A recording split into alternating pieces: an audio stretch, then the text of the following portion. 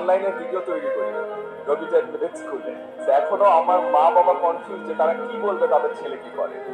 এক aunty phone করে বলছে, ভাবি আয়মান কি করে? আমার মা বলছে, ভাবি ও ভিডিও বানায়। কিসের ভিডিও বানায়? কনফিউজ। আমি এখনো এই ডিলেমাতে আছি যে আমি কিসের ভিডিও বানাচ্ছি আর কি করছি। তো আমি এখানে এসেছি আজকে আপনাদের সাথে দুটো ছোট্ট জিনিস শেয়ার করতে। দুটো ছোট্ট পেপার। আর এই দুটো পেপার আমার লাইফের দুটো ট্রানজিশন মোমেন্টে এসেছে। প্রথম পেপারটা এসেছে আমার ঠিক এইচএসসি পরীক্ষার পরে। আপনাদের আই গেস অনেকের মনে আছে, আপনারা যখন এইচএসসি পরীক্ষা শেষ করেছেন তখন সাডেনলি একটা লস্ট ফিলিং চলে আসে। খেয়াল করেছেন যে এখন আমি কি করব, কোথায় যাব, দেশে পড়বো না বিদেশে পড়বো, এখানে ট্রাই করবো না ওখানে ট্রাই করবো। এন্ড সাডেনলি আপনি একটা আইডেন্টিটি ক্রাইসিসে ভোগেন। স্কুলে ছিলেন ও কি স্কুল স্টুডেন্ট, কলেজে উঠেছেন কলেজ স্টুডেন্ট, এইচএসসি পাস করে ফেলেছেন, এখন কি? এখন আপনি কলেজ স্টুডেন্টও না, ইউনিভার্সিটি স্টুডেন্টও না, আপনি অ্যাডমিশন সিকার। এই পরিস্থিতিতে কিন্তু বেশ নার্ভাস, রাইট? একটা নার্ভাস ব্রেকডাউন হয়। ঠিক সেই মুহূর্তে আমি আমার প্রথম একটা পেপার পেয়েছিলাম, এটা কল্ড এ গ্রিন কার্ড। আর্মির জন্য আইএসএসবি তে অ্যাপ্রুভাল পেয়েছিলাম। সো শেষমেশ আর্মিতে আমার যাওয়া হয়নি, আমি ডিসিশন চেঞ্জ করে ঢাকা বিশ্ববিদ্যালয়ে এসেছি এবং এই জিনিসটা আমার লাইফে একটা টার্নিং পয়েন্ট ছিল। এটা বলতে এটাই বোঝাচ্ছি যে একটা ট্রানজিশন পিরিয়ডের ছোট্ট একটা ডিসিশন আপনার লাইফে একটা বড় পরিবর্তন নিয়ে আসতে পারে। ঠিক তেমনি ভাবে আপনারা এখন আরো একটা ট্রানজিশন মোমেন্টে আছেন। আজকে গ্র্যাজুয়েশনের ঠিক আগ মুহূর্তে আপনি একজন স্টুডেন্ট ছিলেন, গ্র্যাজুয়েশনের ঠিক পরে আপনি আবারও একটা ছোট্ট আইডেন্টিটি ক্রাইসিসে পড়বেন। কারণ আপনি তো আর স্টুডেন্ট না, আপনি কি? আপনি তো এখনো চাকরিও হয়তো করছেন না, আপনি কি বার্ডেন, আপনি কি বেকার, আপনি কি? And এই আইডেন্টিটি ক্রাইসিসটা ইটস ভেরি ডিফিকাল্ট।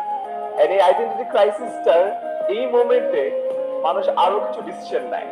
তো আমি আমার লাইফে ওই সেম আইডেন্টিটি ক্রাইসিসের সময় আরেকটা খুব সুন্দর জিনিস পড়েছিলাম, যেটা আমার এই কাগজে আছে। একটা কোটেশন বা একটা উক্তি, যেটা আমি আপনাদের সবার সামনে পড়ে শোনাতে চাই। উক্তিটি হলো, most people die at 25 and are not buried until 75. It means বেশিরভাগ মানুষ 25 বছর বয়সে, আপনাদের এই বয়সে মারা যায় এবং 75 বছর বয়সে তাদেরকে কবর দেওয়া হয় না। এটা মানে হলো এই যে ট্রানজিশন পিরিয়ডটা, আপনি সাডেনলি আইডেন্টিটি ক্রাইসিসে ভুগছেন। এই মোমেন্টে আপনি হয়তো একটা র্যাশ ডিসিশন নিয়ে আপনার যত dreams, aspirations, hobbies, passion, plan সবগুলোকে মাটি চাপা দিয়ে এমন হয়তো একটা কাজে ঢুকে পড়বেন যে কাজটা আপনার পছন্দ না। এমন হয়তো একটা চাকরি করবেন যে চাকরিটা আপনার একদমই দেখতে ইচ্ছা করে না। এমন একটা বসের আন্ডারে কাজ করবেন যে বসকে আপনার প্রতিদিন মেরে ফেলতে ইচ্ছা করে।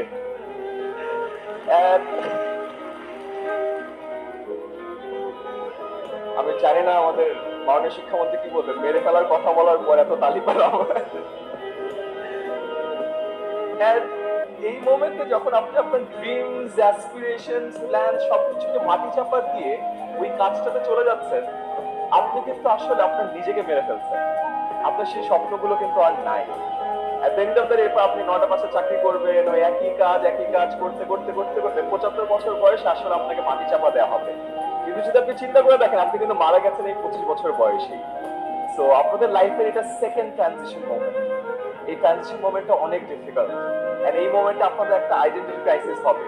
আমি জাস্ট আপনাদেরকে একটা রিকোয়েস্ট করব, please please please please don't die at 25। Live. চাকরি একটা হয়তো করেন, অসুবিধা নাই, বাট আপনার প্যাশনটাকে মারা যেতে দিয়েন না। Because at the end of the day ওটা যদি মারা যায়, আপনি মারা যাবেন।